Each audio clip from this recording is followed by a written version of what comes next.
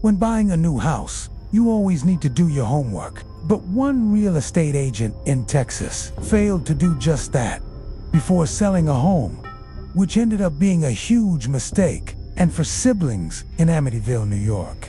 That all changed when Ronald murdered his entire family in cold blood. What made this case so messed up was how he did it. He shot his parents and 4 siblings point blank in their sleep. It was gruesome, to say the least, and police were never able to find a motive for why Ronald had done such a thing. After telling her story to the media, other people came forward saying that they too had seen the ghost. One person said that they saw the ghost of a young girl wearing a long white nightgown. Objects moved on their own. Doors slammed shut, and she even saw the apparition of a little girl in a nightgown. He got up to investigate, and that's when he saw it. The ghost of a little girl standing at the end of the bed. In 1969, Helen Acton sold her home and moved into a retirement village. Within days of moving in, John began hearing strange noises. What he heard was beyond belief. Peter told John that it sounded like there was a cat or a dog stuck in the wall, but obviously that wasn't possible. So what could it have been? Well, Peter wasn't quite sure, but he suspected that it may have been the ghost of a dog stuck inside the wall. The growling would continue every night for months, driving John insane. But then one day it just stopped. He never found out what was making the noise, but he was happy to be rid of it. At first, it was just footsteps, which he assumed were just mice.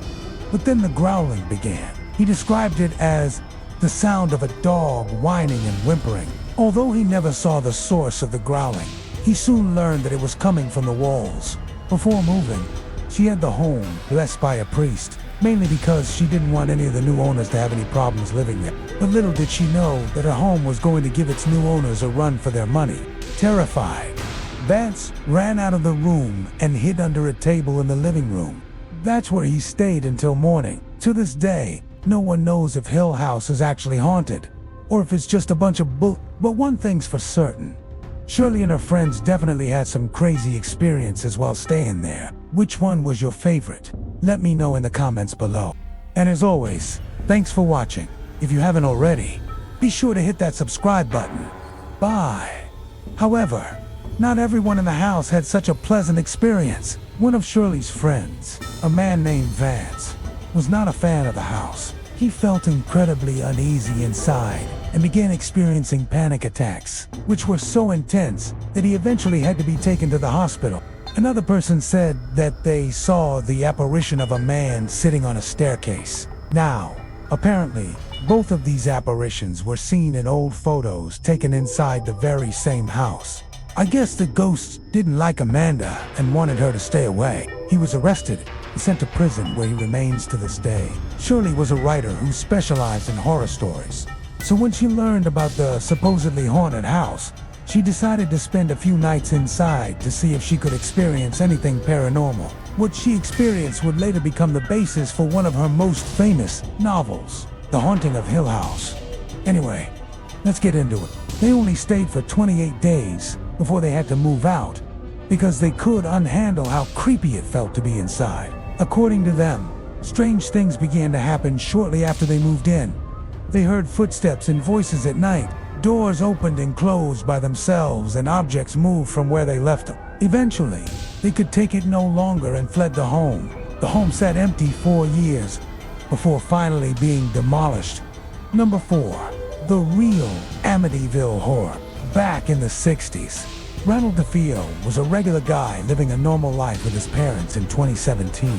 A woman named Amanda Gorman was searching for a new home to rent with her son when she came across the perfect place online. The apartment was located in Marrickville, Australia, and looked just like the ideal home for Amanda and her kid. So she contacted the landlord and set up a time to view the property. When she arrived, she noticed that the front door was slightly ajar, which she assumed was so that she could easily walk inside and check the place out. She walked through the doorway and instantly regretted it. Now, here's the creepy part. Around 2 years after the murders, another family moved into the house. Number 3. The Ghost of the Drive. According to Amanda, as soon as she stepped foot inside, she felt extremely uneasy. as if someone or something was staring directly at her. At first, she tried to shake off the feeling, but then some strange things began to happen. She said that, as she was walking through the house, she heard the sound of footsteps behind her. Then, as she turned around, she saw a pair of feet standing right next to her. Of course, there was nobody else in the house, and the landlord wasn't there at the moment. So who could it have been? After the alleged encounter, Amanda quickly left the house. However, she said that she can still feel the presence of the ghost to this day. Number 2. The Haunting of Hill House. This story comes from Shirley Jackson's time living in the allegedly haunted Hill House. While staying in the house, she experienced many disturbing events. When he returned to the house, he continued to have bad experiences until one night he was awoken by what he thought was a ghostly hand touching him. And number 1. The Case of the Growling Ghost. The new owner was a man named John, who unfortunately soon realized that Helen's home was far from a blessing.